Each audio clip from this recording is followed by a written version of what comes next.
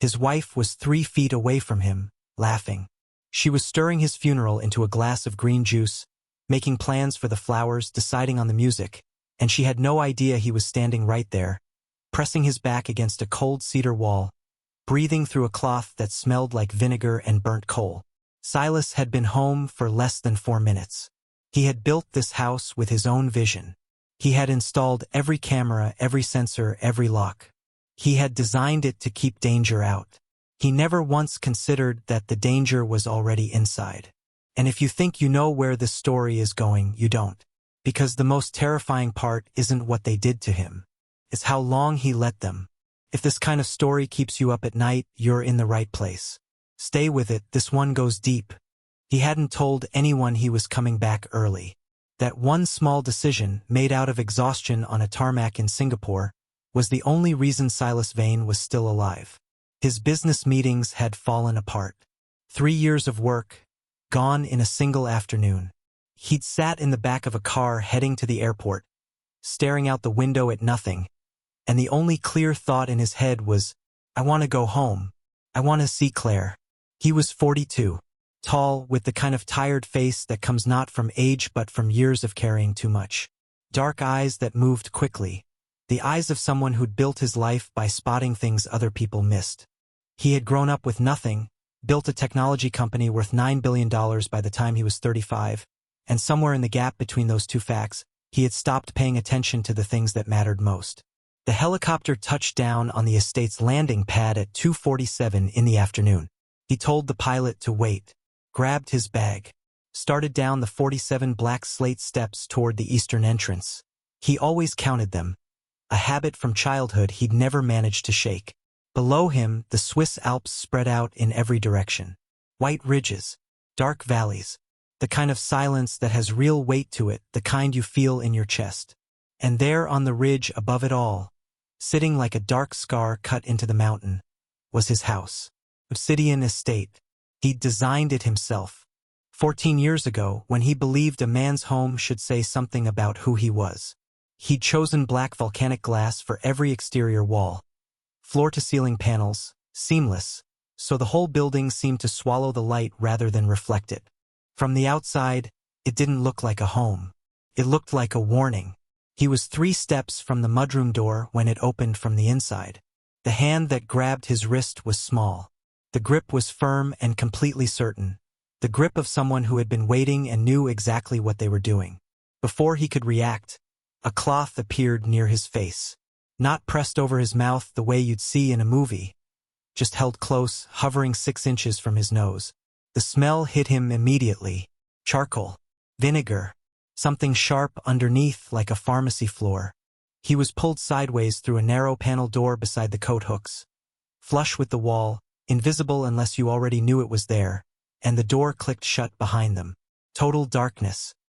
He opened his mouth and a single finger pressed against his lips. Then a voice, barely above a breath. Calm in a way that was somehow more frightening than panic would have been. Don't make a sound.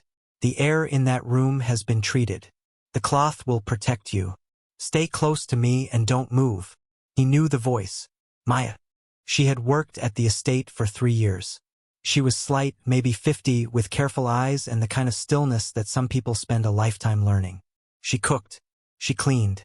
She kept the house running on the long weeks when Silas was traveling, which lately was most weeks.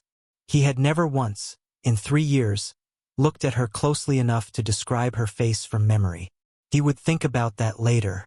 He stood in the dark, breathing through a charcoal cloth, and tried to make sense of what the air has been treated meant. His brain slid off the idea, refused to grip it fully. And then he heard Claire laugh. Came through the wall like something physical, open, unguarded, completely real. Her Real laugh, the one that came out when she wasn't performing happiness but actually feeling it. He hadn't heard it in months. His first reaction, before everything else, was a sharp and simple ache.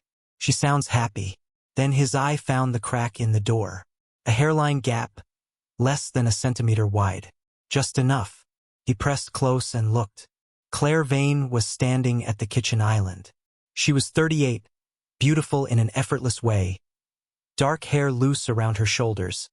wearing the gray cashmere sweater Silas had bought her in Milan 2 Christmases ago. She looked warm, completely at ease, exactly like his wife. The man across the island from her was Victor Hale. Victor was 34, lean, sharp-featured, with the kind of easy confidence that came from never having been told no. Silas had found him at 26, a junior engineer with a mind that worked faster than anyone else's in the room.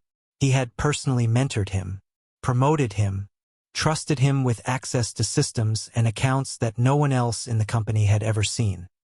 He had called Victor the son he never had, once at a company dinner half-joking, and Victor had smiled like a man filing something away for later. Victor was stirring a tall glass of green juice with a long silver spoon. Clink, clink, clink. The sound moved through the wall with quiet precision. Green and thick-looking, the same drink Claire had been making for Silas every single morning for the past 2 months. It helps with the altitude, she'd always said. The minerals are good for headaches. Claire said something low. The wall swallowed the exact words, but Silas caught the tone. Warm and easy. The voice she used when she felt completely safe with someone. Victor laughed, and then Claire reached across the counter and placed her hand over his. Silas pulled back from the crack. He pressed his palm flat against the cedar wall. It was cold. He focused on that, the grain of the wood against his skin, because everything else had just stopped making sense. Maya's hand found his arm in the darkness and squeezed once. Not yet, the squeeze said. There's more. They moved to the study, Claire and Victor, and through the crack at a different angle Silas could just make out the coffee table, the open laptop, the glow of the screen filling the dim room with pale blue light. He recognized the software immediately. He'd seen it demoed at a conference 2 years ago and had mentally filed it under interesting, troubling, not yet my problem. Voice cloning software, the kind that needed only 3 minutes of recorded audio to reproduce someone's voice with enough accuracy to fool a bank security system. Enough to make a phone call. Enough to authorize a transfer in the account holder's own voice. On Victor's screen was a sound wave, peaks and valleys being processed in real time. And the voice coming out of the laptop speakers was Silas's. His own voice said, "Authorize full transfer. Authorization code 77 Delta 9. Claire sat beside Victor on the leather sofa, a yellow legal pad on her knee, reading out account numbers in a low and steady voice. Her handwriting, the same loopy, unhurried handwriting that had written him birthday cards and grocery lists for 9 years, was filling the page with the precise details of his financial destruction. Silas stood in the dark and felt something happen inside his chest. Not rage. Not yet. Something quieter and more permanent, the feeling of a door closing, which brought him to the juice. 2 weeks ago, he'd woken up feeling like gravity had doubled overnight. A total body wrongness, nothing specific, nothing he could point to, just every system in him running slightly below normal. His hands, when he raised them, trembled just slightly. His thoughts felt like they were moving through water. Claire had appeared in the bedroom doorway with the glass. She'd sat on the edge of the bed, pressed the back of her hand to his forehead. Her touch was cool and gentle, and he'd closed his eyes and leaned into it, the quiet, uncomplicated relief of being taken care of. "You've been pushing too hard," she'd said. "Singapore, then Mumbai, then straight back here. Your body is telling you something, Silas." He'd drunk the juice without a single question. Hadn't even looked at it carefully. Just tilted the glass back because she handed it to him and she was his wife, and that was what trust looked like.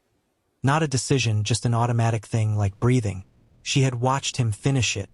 Both hands folded in her lap, and the expression on her face, the one he'd read for 9 years as concern.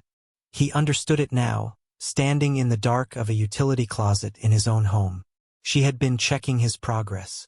The estate doctor had visited twice, had looked at his blood pressure, his resting heart rate, his coordination, and had concluded with a slightly apologetic shrug. Altitude fatigue, stress-related inflammation, extremely common in high-pressure executives spending extended time at elevation. Rest, hydrate, reduce your workload. Nothing in those tests would have flagged a slow neurotoxin. Not unless you were specifically looking for it. And no one had been looking for it because no one, not the doctor, not the staff, not Silas himself, had any reason to think the man's wife was poisoning him one morning glass at a time. From the study, Victor's voice came through the wall, bright and satisfied. That's the last of the Geneva accounts. By Thursday, everything routes through the shell company. Clean, untraceable. And Claire said, without any feeling in her voice at all. Good. The funeral arrangements are already in place. The doctor's notes support natural causes. We just need him to come home. Silas had to press both hands against the cedar wall to keep himself standing. He'd flown home to surprise his wife, to see her face light up when he walked through the door. He had been carrying a low-grade loneliness for months, the quiet kind that builds in a marriage when two people stop really seeing each other, and his solution, his entire plan, had been to simply show up. He had shown up. Maya's mouth was at his ear. "I know what you're feeling right now," she breathed. "You can feel it later. Right now I need you to focus, because in 40 minutes this house is going to become the most dangerous place you've ever been. And I need you to trust me." He turned to look at her in the dark, though he could barely see her face. "Why?" he whispered. "Why are you helping me?" There was a pause, just long enough for him to understand the answer wasn't simple. "Because I'm not helping you," she said quietly. "Not exactly. What I'm doing, you're just the way I get it done. But your survival is part of it, so right now our interests are the same." "That's not reassuring." "No," she agreed. "It isn't. But it's the truth, and truth is the only thing either of us has right now. Are you with me?" He looked back through the crack one more time. Claire was laughing again, something Victor had said, and the silver spoon was still moving in slow circles in that tall green glass. "Yes," Silas said. "I'm with you. Here is the thing about building a perfect security system. You have to live inside it." Silas had spent $400,000 designing the estate's surveillance network. Thermal cameras that read body heat through walls. Sound sensors so sensitive they could detect a whisper from 30 feet away. Motion detectors that didn't just track movement, they tracked the pattern of movement, learning the difference between a person walking and a curtain shifting in the wind. He had been so proud of it. Standing in that dark utility closet, listening to the soft mechanical whir of the nearest camera rotating on its mount just outside the wall, he understood for the first time what that system actually was. A cage. He had built himself a cage and handed the keys to his wife. "The cameras run a 20-second sweep," Maya whispered, her mouth so close to his ear he could feel the warmth of her breath. 18 seconds of coverage, 2-second reset gap. That's your window. 2 seconds to move, then freeze. Move wrong and the thermal sensors pick up the heat trail before the camera even has to see you. "I designed that system," Silas said. "I know. I read the manual." He almost laughed. The urge came up out of nowhere, sharp, slightly hysterical, and he swallowed it back down. "You read the security manual?" "I read everything in this house," she said simply. "I've had 3 years and very little else to do." The route Maya had mapped was not the shortest path from the mudroom to the basement. It was the only path that worked. A sequence of gaps and corners and structural blind spots she called, in a flat, matter-of-fact voice, the dead zones. "There are 11 of them," she said. "Spaces the sensors can't fully reach. Corners where 2 camera sweeps overlap and cancel each other out. The gap between the pantry wall and the utility pipe housing.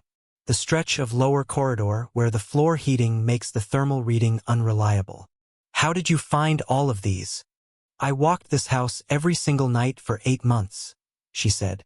"With a heat lamp and a stopwatch." That stopped him. He turned to look at her in the dim half-light of the closet. She met his gaze without expression. Just steady, patient eyes that had clearly already absorbed every version of this conversation. 8 months, he repeated. "I needed to be ready before you came home," she said. "Now, are you ready to move?" The first crossing was 12 feet of open corridor, from the utility closet to the pantry entrance. 12 feet of polished concrete floor, exposed to the camera mounted on the ceiling joint at the corridor's far end. The camera was one of Silas's own design, a wide-angle thermal unit that swept left, paused, swept right, paused, then reset. The entire cycle, 20 seconds. Maya counted under her breath. Her lips barely moved. On the 2-second reset, she stepped out. Silas followed. 12 feet. He covered them in 4 steps, keeping low without thinking about it, some deep animal instinct taking over from his conscious mind. His shoes, leather-soled, bought for boardrooms, completely wrong for this, made the softest possible sound against the floor, and even that felt like a shout. They pressed into the pantry doorway. The camera completed its sweep. Silas realized he was sweating. Not from the cold, the estate was always cold, always exactly 16 degrees Celsius because Claire preferred it that way, but from the inside. A thin layer of cold sweat across the back of his neck and down his spine, soaking quietly into the collar of his shirt. His heart rate, he noticed with a clinical detachment, was behaving very strangely. Not racing, surging in irregular bursts, thumping hard for 3 beats, then easing, then hard again. The residual effect of weeks of slow poisoning, working its way through his cardiovascular system. He pressed his back against the pantry wall and focused on breathing. The wall was smooth here, white plaster over concrete, cold and faintly damp. The estate's thermal mass soaked up the mountain cold and never fully released it. He could feel it seeping through his jacket, through his shirt, settling into the muscles of his back like a hand pressing him flat. The house had always felt cold. He had always told himself it was just the altitude, just the season. He understood now that cold was simply what the house was. It didn't have warmth to give. "Next section is the hardest," Maya murmured. The corridor between the kitchen and the main stairwell. Acoustic sensors, not thermal. Sound-based. They're tuned to flag anything above 30 decibels at floor level. "How loud is a footstep? Yours? In those shoes?" "About 45. Silas looked down at his shoes. "There are felt pads in my right jacket pocket," Maya said. "Adhesive. Put them on the soles." He stared at her. "I put them there when I pulled you into the closet," she said, "while you were still trying to understand what was happening." He reached into his pocket. Sure enough, 2 small squares of dense felt, adhesive backing already peeled. He crouched and pressed them to the soles of his shoes, and when he stood and shifted his weight, the floor came up to meet him in silence. The corridor to the stairwell was 40 feet long. It ran along the back of the kitchen wall, and as they moved through it, Silas could hear, through 9 inches of engineered wall, the sound of Victor's voice. Still on the phone.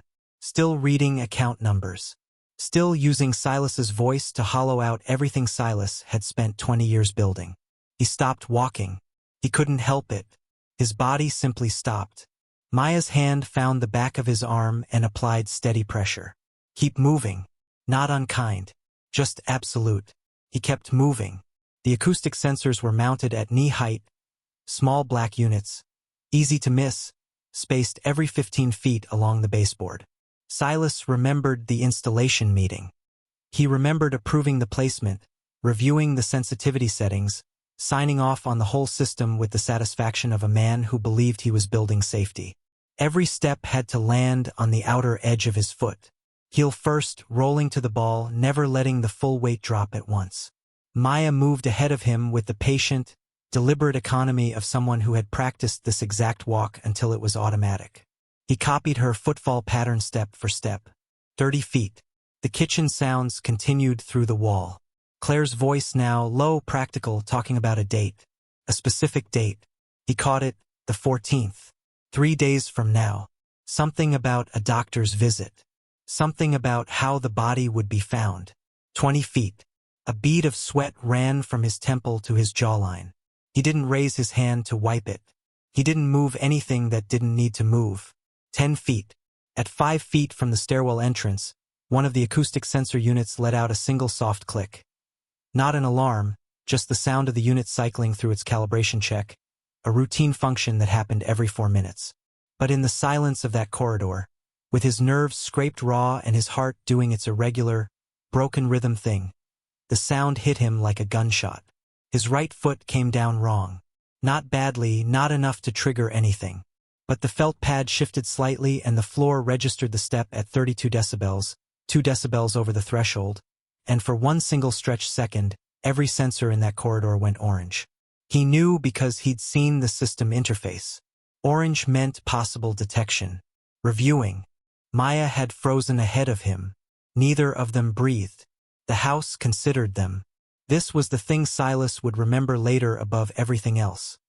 Not the fear, not the betrayal, not even the moment he understood he'd been poisoned. It was this. Standing in a corridor of his own home, in a house he had paid for and designed and lived in for 14 years, and feeling the building thinking about him. Deciding whether he belonged there. Running its calculations, checking its readings, preparing to alert the people inside it to his presence. He had built a house that thought. And the house had decided he was a stranger. After 11 seconds, the sensors cycled back to green. Maya exhaled. One controlled breath, silent. They moved into the stairwell. The basement stairs were narrow and unfinished. Raw concrete. No lighting except a single low bulb at the bottom that Maya had switched to a red-filtered cover. Red light didn't carry under doors. She had thought of everything, and the thoroughness of her preparation was both deeply reassuring and quietly terrifying, because it meant she had been living in this house for 3 years with a plan already running. At the bottom of the stairs was a door with a physical bolt, old-fashioned, steel, completely disconnected from the estate's electronic system. Maya slid it open and they stepped inside. Her room was small, smaller than any other room in the house by a considerable margin, barely large enough for a single bed, a wooden chair, a low table, and a shelf of books. No windows, no smart controls, no screens of any kind, no connection to the estate system whatsoever. After the cold perfection of the floors above, the room felt startlingly human. The air was warmer. The walls were bare stone. There was a wool blanket on the bed and a single framed photograph on the shelf. A young man, mid-20s, laughing at something off camera, caught in that unguarded moment the way people only look when they have no idea a picture is being taken. Silas looked at the photograph and then looked at Maya. She didn't address it yet. From under the bed, she pulled a box. Plain cardboard. She set it on the table, opened it, and removed a journal. Not a notebook, a physical journal with a hard cover and a ribbon marker, the kind you bought in a stationery shop. She placed it in front of him. "I call it the death log," she said, "though I only named it that recently." He opened it. The first entry was dated 63 days ago. Her handwriting was neat and small, filling the page with precise, dated observations. October 3rd.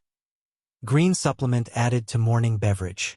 Compound consistent with low-dose aconitine derivative. Confirmed via field test kit. Dosage trace. Effect timeline. 4 to 6 weeks at current rate before cardiac symptoms become clinically visible. He turned the page. October 7th. Second administration observed. Subject showed no awareness. Dose slightly increased. Cross-referenced with compound notes from Mr. Hale's personal laptop. Accessed during routine cleaning of study. Full synthesis notes saved to separate document. Page after page. 63 days of meticulous, clinical observation. Every morning dose recorded. Every symptom of his that she had quietly noted, the trembling hands, the coordination issues, the irregular heartbeat that had started 3 weeks ago and that the estate doctor had attributed to stress. All of it documented in her small, careful handwriting, building into an undeniable record of exactly what had been done to him and by whom. He set the journal down. His hands were not entirely steady. "You watched this happen," he said, and he heard in his own voice something that wasn't quite anger, something more complicated than that. "For 2 months, you watched her poison me, and you didn't." "I needed proof," Maya said. Her voice was quiet and completely level. "Not just for you. For a court. For the kind of record that cannot be explained away or bought off or buried. I needed 60 days of documentation, the compound analysis, the financial records, and the voice clone files, all of it together. If I had come to you on day 3 with a half-filled journal and a theory, what would you have done?" He didn't answer because he knew exactly what he would have done. He would have looked at his wife's face and chosen not to believe it. Maya sat down on the edge of the bed and folded her hands in her lap. She looked at the photograph on the shelf for a moment before she spoke again. "His name was Daniel," she said. "My brother. He was 26 when Victor Hale's company destroyed him. And he was 28 when he died from it." She didn't rush it. She sat with her hands folded and her eyes on the middle distance, and she told it the way people tell the stories they have carried too long. not dramatically but carefully, like setting down something heavy one piece at a time. Daniel was the clever one, she said. Not me. I was practical. He was brilliant. The kind of brilliant that made teachers nervous, always 3 steps ahead, always asking the question nobody else had thought to ask yet. He got a full scholarship to study biochemical engineering. First person in our family to go to university. Our mother cried for 2 days when he got the letter. She paused. Outside the basement door, somewhere far above them, the estate breathed. The low hum of the ventilation system cycling, the faint mechanical tick of a camera completing its sweep. He graduated top of his class and went straight to work for a pharmaceutical research firm.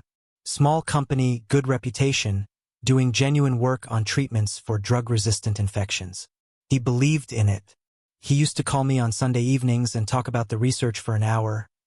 I understood maybe a quarter of it, but I listened because he was so alive when he talked about it. That kind of alive that you don't see in people very often. Silas said nothing. He had learned, in the last hour, that Maya's silences were not invitations to fill. Victor Hale joined the company's parent board when Daniel had been there about 18 months, she continued.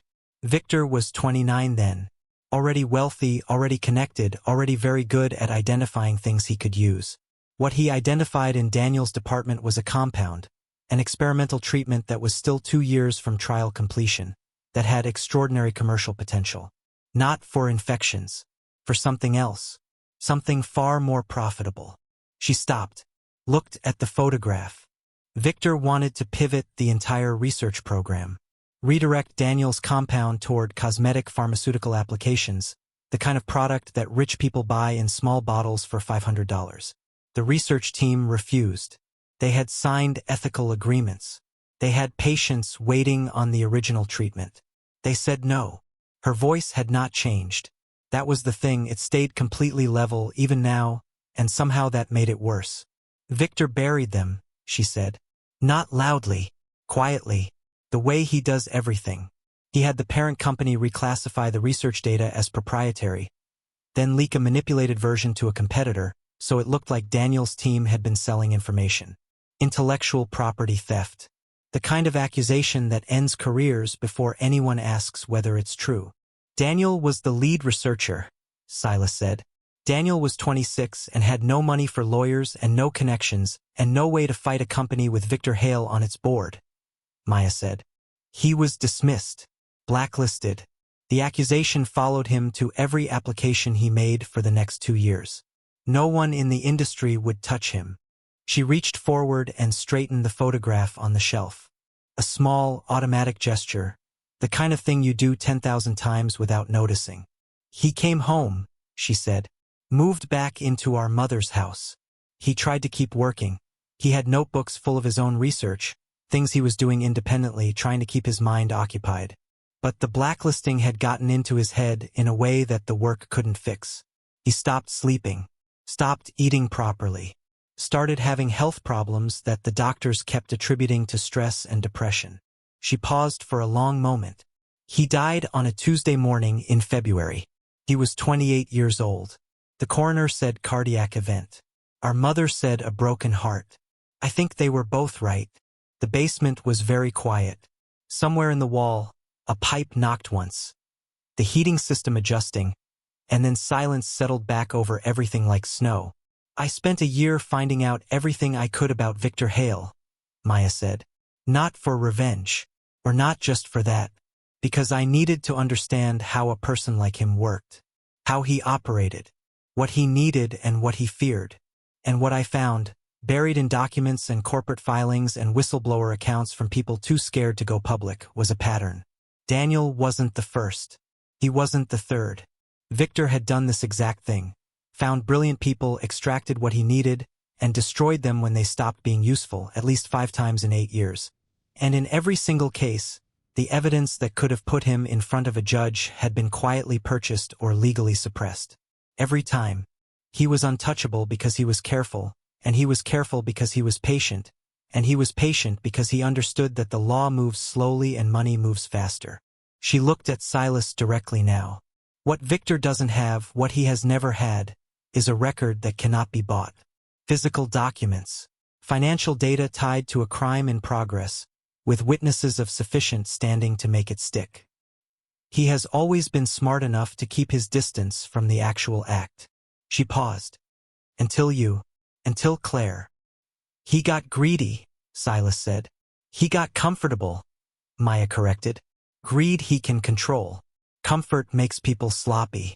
He trusted Claire completely, which means he trusted this house. And this house? She gestured at the journal on the table, at the box of documentation beside it. Has been keeping very careful notes. Silas looked at the journal. 63 days of quiet, meticulous work.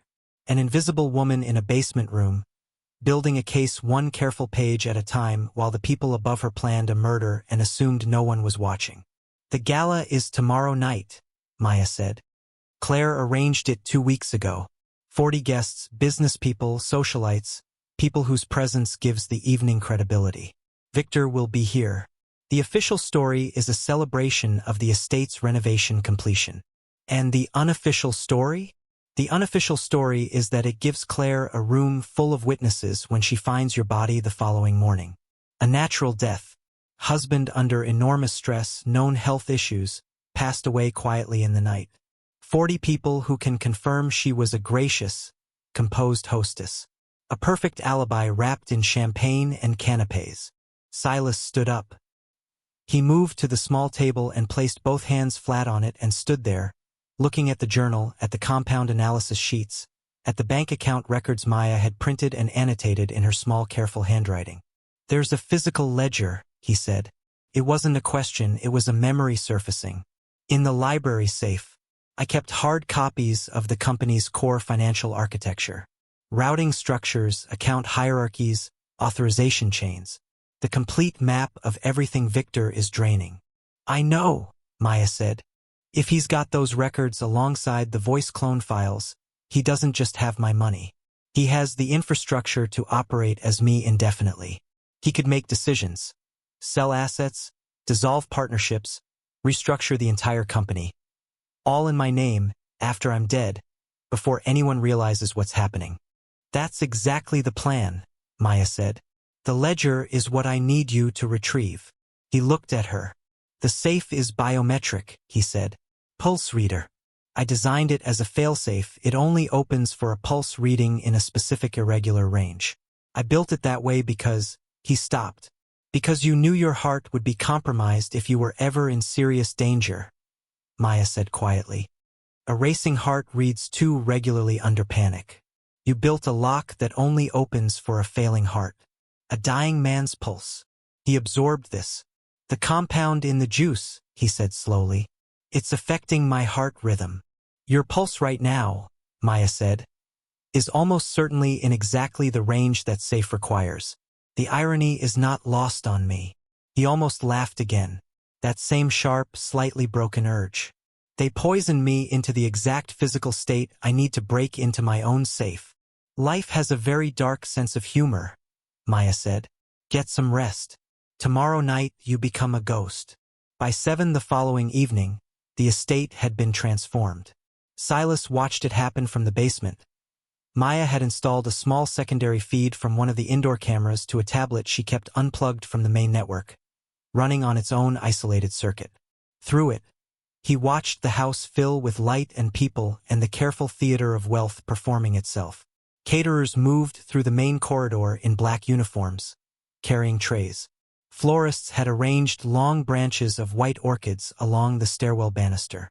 The estate's glass walls, which in daylight looked like dark mirrors pressed against the mountain, now reflected the interior light back inward, the whole building glowing from inside like a lantern. Elegant, beautiful, a house that had no idea what was happening inside it, or a house that knew perfectly well and simply didn't care. At 7:15, the guests began arriving. Silas watched them through the tablet, masked, as the invitation had apparently requested. A winter masquerade. White and silver masks, feathered and painted, the faces beneath them laughing and kissing cheeks and accepting glasses of champagne with the easy pleasure of people who had no idea they were extras in someone else's crime. The catering staff are bringing a case of supplies through the service entrance at 8, Maya said.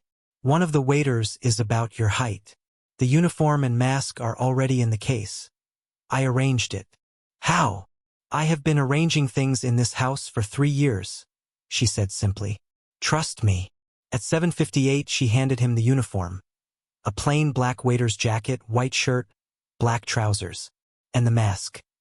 White porcelain, smooth and featureless except for 2 eye holes and the slight upward curve at the corners that suggested, without committing to, a smile. He put it on. He looked at himself in the small mirror on Maya's wall. A tall man in a white mask, perfectly anonymous, indistinguishable from the 6 other waiters already moving through the estate with trays. He looked like no one. He looked like everyone. He looked like a ghost. The library was on the 2nd floor, east wing, accessible from the main corridor via a set of double doors that were kept closed during events to protect the books from the humidity of packed rooms. Silas knew this house the way you know a language you grew up speaking without thinking, in the muscle and the reflex. He moved through the crowded ground floor with a tray of champagne glasses, offering them left and right with a slight professional nod, and no one looked at his eyes or the set of his jaw or any of the 1,000 small things that might have given him away. They looked at the mask and saw a waiter. He climbed the east staircase at 8:22. The library doors were unlocked. He slipped inside. The room was dim and smelled of old paper and cedar polish. The only room in the house that had ever felt genuinely warm to him, and even that, he understood now, was an illusion created by the books. The warmth was borrowed. The house itself was just as cold in here as everywhere else. The safe was behind the far bookcase, a panel that swung outward when you pressed the 3rd shelf bracket from the left. He found it by feel in the near dark, not turning on any lights. The safe door had a single interface, a small oval pad, slightly warm to the touch, that read the pulse of the hand pressed against it. He pressed his palm flat. He felt his own heartbeat, that broken, irregular rhythm that had been frightening him for 3 weeks. Thud thud. Pause. Thud. Pause pause. Thud thud thud. The safe let out a single soft click and swung open. He reached inside. The ledger was there, thick, leather-bound, exactly where he had left it. He pulled it out and tucked it inside his jacket. He was turning to leave when the library doors opened. He stepped back. Pure instinct, 2 steps back and sideways, behind the long velvet curtain that ran floor to ceiling beside the window. He pressed himself flat against the cold glass behind it and went completely still. Claire walked in first. She was wearing a deep green dress and her dark hair was pinned up and she looked extraordinary. The kind of beauty that stops a room, and Silas stood 3 feet from her behind a curtain and felt nothing that resembled love. What he felt was much quieter and much more final than that. The closing of something. Victor followed her in and shut the doors. He was carrying 2 glasses of champagne. 3 days, Claire said. She was at the window, the other window on the far wall, looking out at the mountain in the dark. I keep looking at the calendar and thinking it should feel like more. It will feel like more when it's done, Victor said. He handed her a glass. She took it. Do you ever think about whether she started? No, Victor said. A pause. Neither do I, Claire said. That's the part that surprises me. I thought I would. They raised their glasses, touched them together with a soft, clear ring. To after, Victor said. To after, Claire agreed. They drank. Silas stood behind the curtain with a dead man's heartbeat and a ledger pressed against his chest, and he watched his wife toast his death in the room where she planned to find his body. He did not move. He did not make a sound. He waited. He waited 11 minutes behind that curtain. 11 minutes of standing completely still against cold glass, listening to the 2 people who had planned his death drink champagne and talk about property. An apartment in Geneva, the timeline for selling the estate, whether Victor preferred the south of France or the Italian coast for the first month of after. They talked about it the way people talk about redecorating. Practical, calm, slightly bored, the way you get when the hard part is already decided and all that's left is logistics. Silas listened to every word. He needed to. Not for the pain of it, though the pain was there, low and steady like a frequency he'd stopped being able to filter out. He listened because every word they spoke was going somewhere. Everything in this house, in this moment, was being recorded. He had made sure of that before he put the mask on. Let's go back 4 hours. When Maya had handed him the waiter's uniform, she had also handed him something else. A small device, matte black, the size and shape of a thick coin.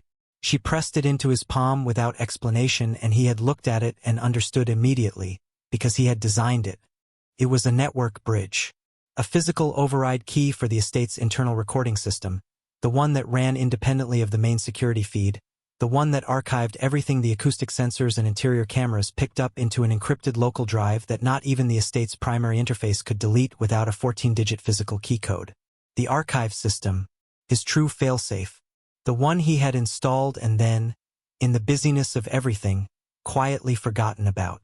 Maya had not forgotten about it. "When did you find this?" he'd asked her. 8 months ago, she said, when I was mapping the dead zones. I found the archive drive housing in the sub-basement. I've been keeping it active ever since. He had stared at her. "You've been recording the whole house," he said. "For 8 months. Everything the acoustic sensors can hear," she said. "Every room. Every conversation." She paused. "I have 112 hours of audio, Silas, including 44 separate conversations between Claire and Victor that are individually damning. Together, they are airtight."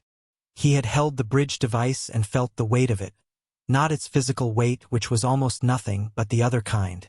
The weight of 112 hours of his life being quietly witnessed by the only person in the building who was paying attention. "The Truth Protocol," he said. It was a feature he had built into the estate's operating system as a kind of emergency broadcast function. A way to push any audio or visual content simultaneously to every speaker, every screen, and every panel in the building. He had designed it for security alerts, for emergencies. He had never imagined using it like this. "The bridge activates it remotely," Maya said. "When you press it, the system pulls the most relevant audio from the archive. I've already pre-selected the files, and broadcasts it to every room simultaneously. And then, the glass locks," Silas said. She nodded. The estate's exterior panels could be switched to full opacity and structural lock. A storm protocol, designed for extreme weather, that sealed every glass wall and door electromagnetically. No one inside could leave without the master code. Only Silas had the master code. 40 guests, he said. 40 witnesses, Maya said. And every one of them will hear exactly what happened in this house. In Claire's voice, in Victor's, unedited, unarguable. He had turned the small device over in his hand. "You planned all of this," he said, "before I even came home." "I planned for the possibility of you," she said. "I needed someone with the standing to make the evidence mean something. A housekeeper's secret recordings don't move courts the way a billionaire's testimony does. I needed you alive, and I needed you aware, and I needed you angry enough to act." She paused. "I am sorry for the way I had to let things develop before I could stop them. That is a genuine apology, and I mean it." He had looked at her for a long moment. "Daniel would have liked you," he said. Something moved across her face. Fast, controlled, gone before it fully formed. She turned back to the tablet without responding. But he noticed. Back to the library. Back to the curtain and the cold glass and Claire and Victor finishing their champagne. "We should go back down," Claire said. "People will notice." "Let them," Victor said. But he was already moving toward the doors. "Not yet," Claire said, and there was something in her voice, a small, private softness, that made Silas close his eyes behind the mask for just a moment. "One more minute. I want one more minute before it's all complicated." Victor was quiet. "It's going to be different," Claire said. "After. I know that. I want one more minute where it's still simple." "It's already simple," Victor said gently. "It's just not finished." They left. The library doors clicked shut. Silas stood behind the curtain in the dark for exactly 10 more seconds. Counting them the way he had always counted, the small habit that meant his brain was still working even when everything else was going wrong. 10 seconds to let them reach the staircase.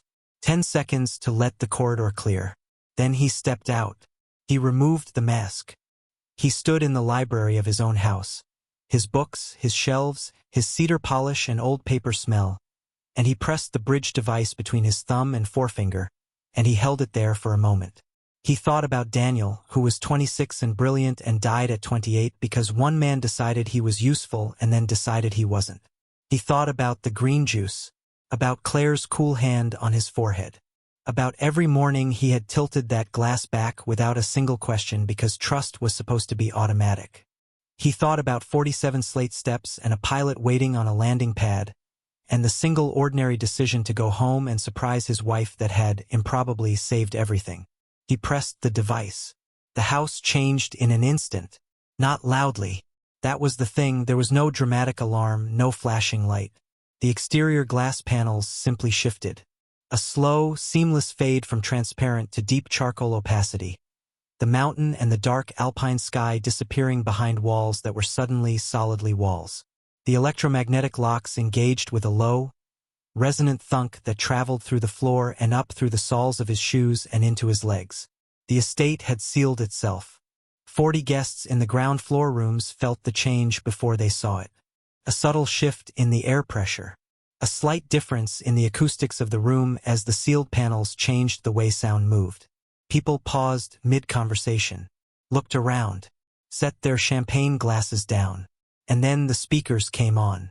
Not his voice. Not an announcement, just audio, clear, unprocessed, exactly as the acoustic sensors had captured it, coming from every speaker in every room simultaneously. Victor's voice first, from a conversation 6 weeks ago. The compound is already in the house. Claire has the dosing schedule. By the time anyone runs a proper panel, he'll have been declining for long enough that it reads as natural progression. The ground floor went very quiet. Then Claire's voice, 3 weeks ago, calm and practical. The Geneva accounts will be the last to transfer. We wait until the death certificate is filed before touching those. It looks cleaner, like an estate administration. Then Victor again, from 2 days before Silas had left for Singapore. The voice clone is clean. I ran it against 3 different bank authentication systems. Passes every time. He doesn't know. He has no idea. Silas walked down the east staircase. He could hear the silence of the room before he reached it, that particular human silence that comes when 40 people stop breathing at the same time. He came down the last 3 steps and entered the main reception room, and every masked face in it turned toward him. He reached up and took the mask off, set it on the banister post. He was pale and slightly too thin, and his heart was beating in its broken, irregular way, and he was wearing a waiter's jacket over a shirt that had been slept in for 36 hours. He looked like a man who had been slowly and deliberately killed and had decided at the last moment to be inconvenient about it. He looked like a man who had come back from somewhere you don't usually come back from. The speakers were still playing. Claire's voice filled the room, discussing funeral flowers, discussing coffin options, discussing the kind of grief that photographs well. He found Claire in the crowd. She was standing near the far window, opaque now, black, the mountain invisible behind it, and she had gone completely still. Her champagne glass was in her hand, and her face had done something he had never seen it do before. It had simply stopped. Every performance stripped away in an instant, leaving something underneath that was neither guilt nor fear but some third thing he didn't have a word for. Recognition, maybe. The recognition of a calculation that had finally reached its end. Victor was 3 feet from her. He was looking at Silas with the focused, rapidly adjusting expression of a man running options. His eyes moved once to the sealed glass walls, once to the door, once back to Silas. The calculation completed visibly on his face. There were no options. "My name is Silas Vane," Silas said into the silent room. His voice was steady. He was mildly surprised by that. "This is my house. Most of you have been kind enough to attend what was intended to be a social event, and I apologize for what this evening has become. What you are hearing on the speakers right now is a recording made by this house's own security system over the past 8 months. All of it has been preserved and verified. None of it has been edited." He paused. The speakers continued their quiet, damning recitation. "The glass panels will unlock in approximately 12 minutes, when law enforcement arrives at the estate gate. Until then, I ask that everyone remain calm. You are not in any danger. You are witnesses. That is all. He looked at Claire. She set her champagne glass down on the windowsill very carefully, as though that small precision still mattered. She looked back at him with those dark eyes, the eyes he had looked into on their wedding day, over 1,000 dinner tables, in the soft early morning light of 100 ordinary Sundays, and she said nothing at all. There was nothing left to say. The house had already said it. Victor tried once. He took half a step forward and opened his mouth, and Silas simply looked at him. One look. And Victor stopped, because there is a particular kind of stillness in a man who has decided that the worst has already happened and he is still standing. And it is the most dangerous kind of stillness there is. Victor sat down on the nearest chair and waited for the police. The officers arrived in 11 minutes. They came up the mountain road in 2 vehicles, called 40 minutes earlier by Maya from a phone that had never been connected to the estate's network. A cheap device she had kept in a drawer under a false bottom of her clothing box for the past 4 months, charged and ready. She had made the call the moment Silas had gone upstairs with the mask. She had thought of everything. When the glass panels unlocked and the guests moved toward the exits in that tight, urgent way of people very eager to be elsewhere, Silas walked through them to the library. He stood in the middle of the room for a moment. His books, his shelves, the cedar smell and the old paper and the safe behind the 3rd bracket on the left. The room that had briefly been the place where his wife toasted his death. He picked up a chair, a reading chair, old leather, the one he had bought from an antique market in Vienna because he liked the way the arms were worn smooth from years of other people's reading, and he threw it through the glass panel beside the door. Not the sealed exterior glass. The interior decorative panel, the sleek, frameless, architect-selected piece that separated the library from the corridor, that he had chosen 14 years ago because he believed a house should have clean lines and cold beauty and no unnecessary warmth. The glass came down in a single catastrophic sheet. No explosion. Just a long, clean shatter.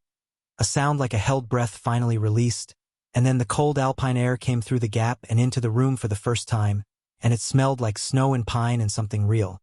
He stood in the broken edge of his perfect house and breathed it in. Maya found him there 20 minutes later. The guests were gone. Claire and Victor were in separate vehicles heading down the mountain. The estate was quiet in a way it had never quite been quiet before. The quiet of a place that had been holding something in for a very long time and had finally let it go. She stood in the library doorway and looked at the broken panel and said nothing. "What will you do now?" Silas asked. "Give my statement," she said. "Then go somewhere I haven't been before. I haven't decided where." "You should decide somewhere warm," he said. "You've earned somewhere warm." Something crossed her face. Not quite a smile. Something softer and more private than a smile. "The evidence is sufficient," she said. "For Victor especially. Between the recordings and the documented compound synthesis and the financial trail, a prosecutor won't need much else. It will hold." "For Daniel," Silas said. "For Daniel," she agreed. "And for the others." She stood in the doorway a moment longer, then turned and walked away down the corridor, her footsteps soft on the polished floor, the same careful, deliberate footsteps she had been taking through this house for 3 years, watching and waiting and building a case one quiet day at a time. He listened until he couldn't hear them anymore. Then he turned back to the broken glass and the cold air and the mountain beyond it, dark and indifferent and ancient, and he stood there in his own house. This house that had tried to kill him, that had been turned against him by the people he trusted most, that had watched everything and felt nothing, and he understood, for the first time clearly, what he was going to do next. He was going to tear it down. He was going to take it apart until what remained was just a foundation on a ridge in the Swiss Alps. And then he was going to decide what, if anything, should be built in its place. Something with windows that let the light in. Something with walls that were actually warm. Something that looked, from the outside, like someone lived there. He found the estate's master terminal in the study. He opened the Truth Protocol interface. The last function, the one he had never tested, the one he had built quietly into the system's deepest layer on a late night years ago when he was tired and introspective and maybe more honest with himself than usual, was a single line of code that did one thing. It stored everything. Every conversation, every decision, every moment the house had witnessed. Preserved. Undeletable.